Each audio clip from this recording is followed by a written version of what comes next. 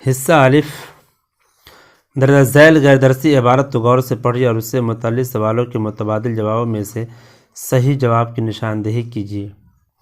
ایک روز بہت تیز آندھی چلی، یہاں تک کہ جنگل کے سب درخت ہل گئے اور بہت شور ہوا۔ کئی خرگوش ایک رمنے میں رہتے تھے، یہ شور سن کر بہت گھبرائے اور دیوانوں کی طرح ادھر ادھر بھاگنے لگے۔ چاہا کہ اپنے آپ کو سلامتی کی جگہ پہنچا دے اور اگر یہ میسر نہ ہو تو بہتر ہے کہ اس مصیبت سے اپنے آپ کو ہلاک کر دے۔ اسی تردد میں تھے کہ بار ٹوٹی دیکھ کر اس میں سے نکلے اور بھاگتے چلے گئے۔ ذرا دور آگے ایک ندی ملی، یہ دیکھ کر بہت نا امید ہوئی اور آپس میں کہنے لگے، اے یارو، ہم جدھر جاتے ہیں ادھر ہمارے پیچھے آفت لگی ہوئی آتی ہے۔ بہتر ہے کہ ایک ندی میں ڈوب مرے تاکہ اس مصیبت سے چھٹکارا پائے۔ یہ ارادہ کر کے جب کنارے پر پہنچے تو کئی میڈک جو وہاں بیٹھے تھے ان کو دیکھ کر ڈرے اور ندی میں کود پڑے۔ یہ دیکھ کر ایک بوڑھے سیانے خرگوش نے ان سے کہا، کھڑے رہو، خبردار مت ڈوبو۔ دیکھو جیسا ہم کو خوف و ہراس ہے ویسا ہی دوسرے جانوروں کو بھی ہے۔ مت سمجھو کہ ہم ہی سب سے زیادہ دکھیارے ہیں۔ بہتر ہے کہ میڈکوں کی حالت سے سیکھے اور جو دکھ سکھ خدا نے قسمت میں لکھا ہے اسے سہے اور صبر کرے۔ رمنے میں کون رہتے تھے؟ جنگلی جانور، میڈک، خرگوش، ان میں سے کوئی نہیں۔ جنگل کے خرگوش کیا دیکھ کر گھبرائے تھے؟ شیر، آندھی، بارش، میڈک۔ جنگل سے بھاگ کر سبھی خرگوش کہاں پہنچے؟ ندی کے کنارے، پڑوس کے گاؤں میں، دوسرے جنگل میں، شہر میں۔ خرگوش کی جان کس نے بچائی؟ ہاتھی نے، بوڑھے سیانے خرگوش نے، میڈک نے، بیل نے۔ پریشانی کے حال میں کیا کرنا چاہیے؟ پریشانی میں جلد بازی سے کام لینا چاہیے، اپنے آپ کو ختم کر دینا چاہیے، اپنے آپ کو سب سے زیادہ دکھیارا سمجھنا چاہیے، دوسرے کی پریشانی سے سبق سیکھنا چاہیے۔ سوال نمبر 2، درجہ ذیل غیر درسی شعری اقتباس کو پڑھیے اور اس سے متعلق سوالوں کے متبادل جوابات میں سے صحیح جواب لکھیے۔ جینے کی ہر طرح تمنا حسین ہے، ہر شر کے باوجود یہ دنیا حسین ہے۔ دریا کی تند باڑھ بھیانک سہی مگر طوفان سے دیکھتا ہوا تنکا حسین ہے۔ صحرا کا ہر سکوت ڈراتا ہے، تو کیا جنگل کو کاٹتا راستہ حسین ہے۔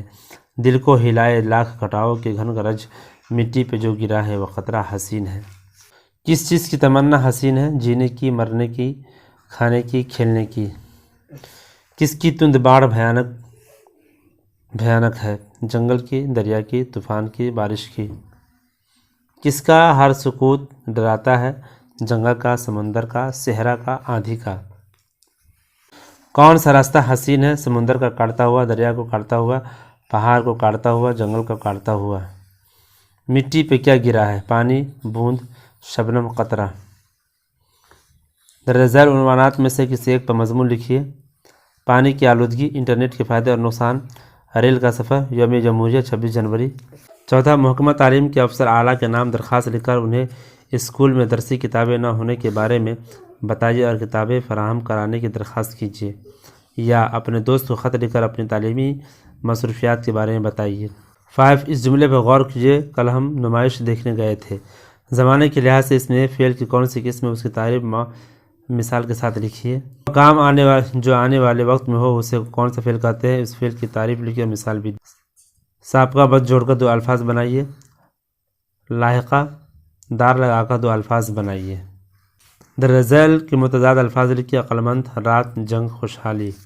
8، درجہ ذیل واحد کی جمع کے واحد لکھیے، افعال، افواج، ذخیرہ، قسم۔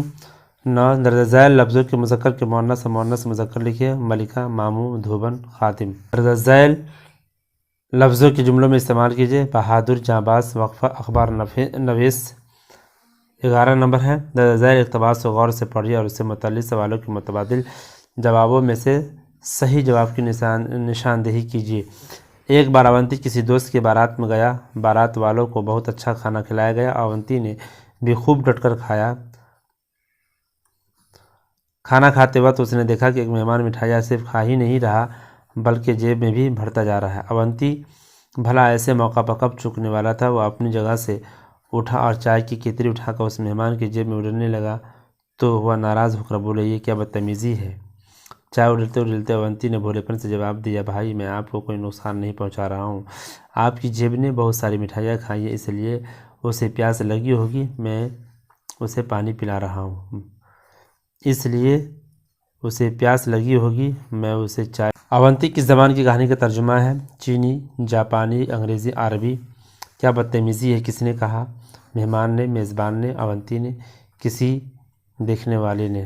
بارات کس موقع پر جاتی ہے؟ کسی تہوار پر، موت پر، شادی پر، کسی کی پیدائش پر۔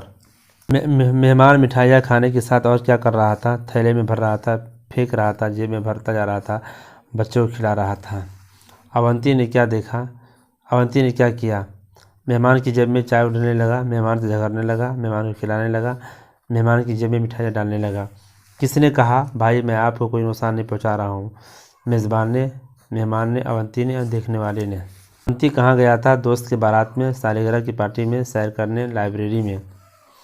12 درج ذیل میں سے کسی ایک سوال کا جواب لکھیے۔ رضیہ سلطانہ کی خلاصہ کہانی کاٹ کا گھوڑا میں مصنف نے کیا پیغام دیا ہے؟ 13 درج ذیل میں سے 2 سوالوں کا جواب لکھیے۔ انٹرنیٹ سے طلباء کو کیا فائدے ہیں؟ ردیہ کی فوج کا مقابلہ کس سے ہوا تھا؟ سعادت علی کو انگریزوں نے ابد کی تخت پر کیوں بٹھایا؟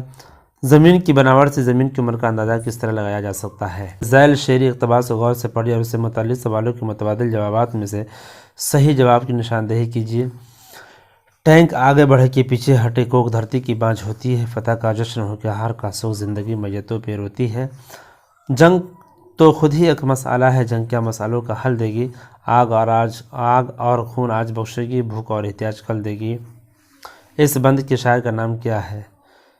اس بند کے شاعر کا نام ہے علامہ اقبال، بشر نواز، ساحر لدھیانوی، نذیر اکبر آبادی۔ اس نظم کا عنوان ہے اے شریف انسانوں، پہاڑوں کی لہری قدم بڑھاؤ دوستو، کارتوس۔ ٹینک کے آگے بڑھنے سے کیا ہوتا ہے؟ گولی چلتی ہے، سفر جلدی طے ہو جاتا ہے، دھرتی کی کوک بانجھ ہوتی ہے، دشمن بھاگ جاتے ہیں۔ احتیاط سے کیا معنی ہے؟ روٹی، ضرورت، فرصت، لڑائی۔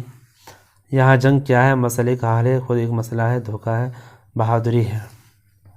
فتح کے معنی ہے شکست، جیت، خوشی، خاموشی۔ درج ذیل میں سے کسی ایک سوال کا جواب لکھیے۔ نظم پہاڑ اور گلہری کا خلاصہ لکھیے۔ مرزا غالب کی شاعری پہ ایک نوٹ لکھیے۔ درج ذیل میں سے 2 سوالوں کے جواب لکھیے۔ نظم قدم بڑھاؤ دوستوں کے ذریعے شاعر نے کیا پیغام دیا ہے؟ پہاڑ نے گلہری سے ڈوب مرنے کو کیوں کہا؟ مصرع مکمل کیجیے۔ کوئی ... پر نہیں آتی امید، خواہش، کوئی ... نظر نہیں آتی شکل صورت۔ یہ ہے